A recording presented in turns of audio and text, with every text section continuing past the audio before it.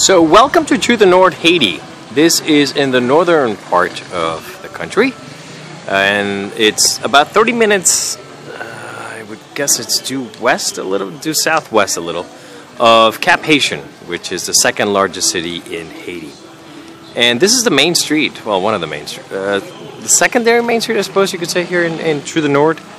And you can look around here. This is a neighborhood, but more importantly, we're going to look over here, because this is college. It says college, but it's not a college, it's a school. So the school of Saint Luc and the church of Saint Luc, where we will do a tour this morning. So let's go ahead and walk this way and begin our tour of Saint Luc. As we enter, we begin. Hello! Say hello, Willie, Thomas! So we are looking at, this is Saint Luc, you can hear a little bit upstairs, that's the women's retreat going on right now. We'll see that in a moment, I'm sure. But this is Saint Luc, the school. There are, let's see, there's 20 rooms total. And there's the church is the white door right here, and we'll take a tour of that in a moment. So you can take a look at Saint Luc. But first, we're going to take a look at some of the other parts, and including the grounds of Saint Luc. So let's continue our tour. So we're now in the back of the facility. You can still hear the singing of the retreat, the women's retreat is going on. And these are the grounds of Saint Luc. There's lots of fruit trees, lots of cane sugar. Lots of good stuff that they have back here. So there's some possibilities. This is not a train, by the way. There are no trains. That's just stairs. Some friends of ours. But this is what I wanted to show you. A little construction we just did to host. We have 2 retreats going on right now. And to be able to host them, we needed to build kitchen facilities, because literally we have right now 55 women. And next week we'll have 100 young adults. And in order to host them all, we needed to have cooking facilities, because they all sleep here and stay here. And so this is our kitchen facility. We have a staff of 8. We store our stuff there, and thus enables us to be able to feed 100 people. So let's go back over here and continue our tour. So once again, we're behind the building of Saint Luc. We're a little bit closer, but I want to show you this. This is also part of the construction that we did, and I helped a little bit on this as well. I'm even a plumber now. Well, I basically capped a couple of these things, so I'm not too much. But we built 10 showers out here in order to be able to host in groups of 10 people at a time, so that they could actually take showers. And if you look over here, we had some porta potties brought in so that we could host the people as they come. So we've made the facility also into Hotel Saint Luc in some way. So we're back in the front of Saint Luc again, and of course, if you're going to have a church and school, the most important part is the church. And so I wanted to show you a little bit the church that this is Saint Luc, the church itself. And you can see here, these chairs, well, they're new. They're new to us. You can sort of see that they're a little bit dirty and some of them are ripped, but they're new to us for the hosting of these 2 retreats that are taking place right here. And this is the altar, the high altar, if you will, of Saint Luc. Morning prayer, evening prayer is said here, and of course, the Sunday liturgy. I kind of like, actually, how the cross is coming out. What's interesting here is this wall was a lot like this wall. It had all the openings, but they took away the openings to be able to create this cross with what are basically just blocks, crystal blocks that let the sunlight in. And if you ever wondered what it sort of looks like from the other side, this is where Père Louis, Père Rosana says Mass from.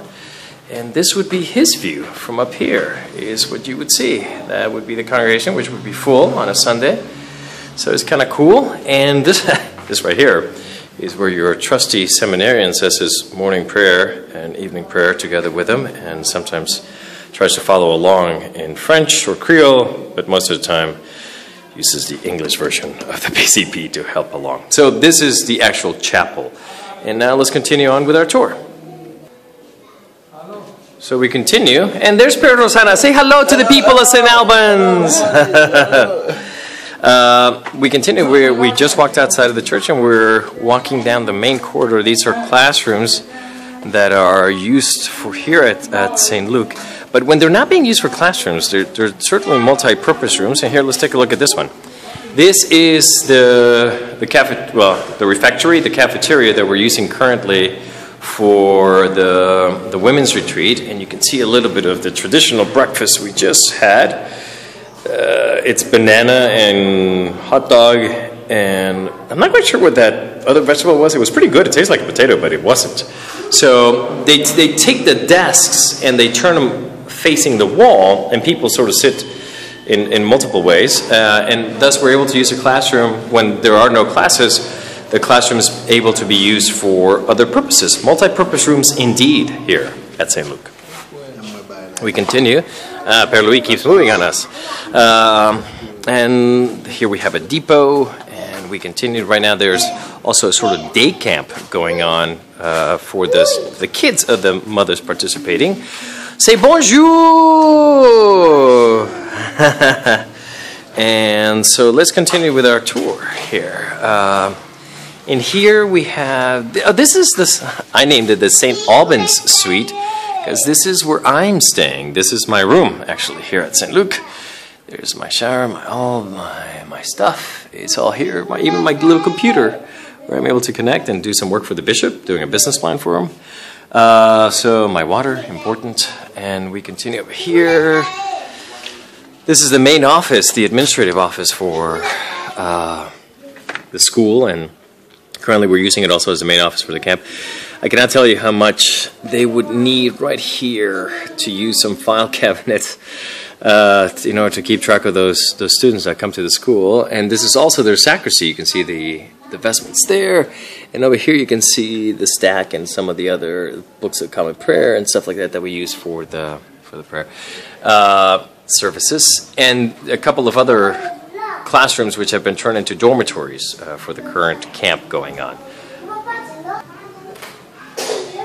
Well, now we're going to go upstairs and take a look at some of the other floors here at St. Luke. What's interesting to note, though, is that because the facility now is so good, the state has decided to use it for testing, and they take their testing here of high school very seriously. So these are some of the signs, and some of the examinations are going on right now. This is where they do all the administrative part of the exams, and these are some of the classrooms where you can see, actually, let me show you, let's see if we can peek inside into one of these. Exams are going on, so much so that they have security. There's the principal. Say hi, Fritz. And there's security, the police that are there. They really take their exams seriously here. So they confiscate cell phones and the whole thing. I wanted to show you, I think they're all locked right now because they're all in session, but let's go take a look and you can see, these are all, let's see if we can see inside. You can see how we turned a classroom into, the desks are out here now, and the classroom is now a dormitory where we have beds and where the women are all staying. They certainly are multi-purpose rooms, huh? And next week we have 100 people. Right now we have only 55. Here, we're going to enter, this is the second floor. I'm going to start whispering now, because there is the women's retreat, but let's go take a look inside and you can see a little bit of it going on.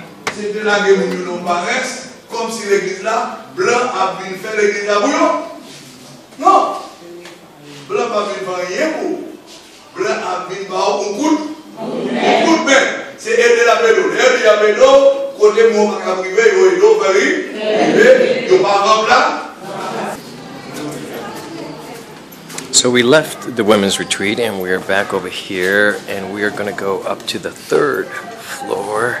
Well, it's really not a third floor, but it is. It's the roof. It's what you and I would call a roof, but it has the inklings that it could be the third floor. And ooh, bright light. Let there be light. But you can see what's good here up here, so that you can get a great view of the community and of the city. Oh, let me show you this. This I'm very proud of. This is the solar array that I set up and put it in place here, and you can see that they are here. These are the solar panel batteries that I even marked them so that they wouldn't get lost, and we know where each one is. and they can charge their cell phones, and it provides light and electricity because there's only light for 2 hours a day here when electricity doesn't. It's also a good place to put your clothes to dry. In fact, these are my tennis shoes. But yeah, with electricity only 2 hours a day, you need something in order, if you're gonna be able to want to do something after dark for a little bit longer. Actually, take a look at the views though. So you can see the view from up here. The mountains are just incredibly beautiful, and certainly it's an opportunity to see all of Trou du Nord from up here. You can see actually they have their soccer field out there that's new, that they hope to, as soon as the grass is all fully grown, they will hold their matches over there. You can see the green building over here is the hospital, nearby hospital. It's run by the Cuban government, I believe, and certainly Cuban doctors are there. And it's all free of charge for the people here in Trou du Nord, so that's kind of cool for them. Pierre Rosanas lives over there somewhere. You can see over here we have our brand new 1,000-gallon tank of water, which allows us to have some indoor plumbing, but more importantly it allows us to do things like the showers downstairs rather than just one pump and bucket showers. And let me show you just one final look over here. You'll be able to see, and I need to make sure I don't step on anyone's clean laundry, it wouldn't be dirty at this point. You can see over here the porta potties that we looked at, but this gives you a better view of the back space of the parish. And again, there's a lot of banana trees and cane sugar and all these other things. And we are looking, some of those business plans that we're working on with the bishop is the possibility of how this might be able to be turned into a resource that they can utilize to gain income from. Everything from making honey to other possibilities of what they could do with the space. I could tell them build a pool and people will pay to come, but and that's the NatCom tower. They get a little money from the rent of that, but it also allows me to connect to the States via the internet. So anyways, this has provided you with a greater overview of the Trou du Nord area and of course St. Luc, where the people are just incredible assets to this country, and certainly the future looks very bright here. They're just full of hope and full of the spirit, and are very thankful for everything that they have in every day and every moment. So let me give you one final look at the main street where we came in. We will finish our conversation and our little tour of St. Luc by looking at the same street, but from a different angle, assuming I don't fall over. And you can see some of the people of Trou du Nord, and here the northern part of Haiti.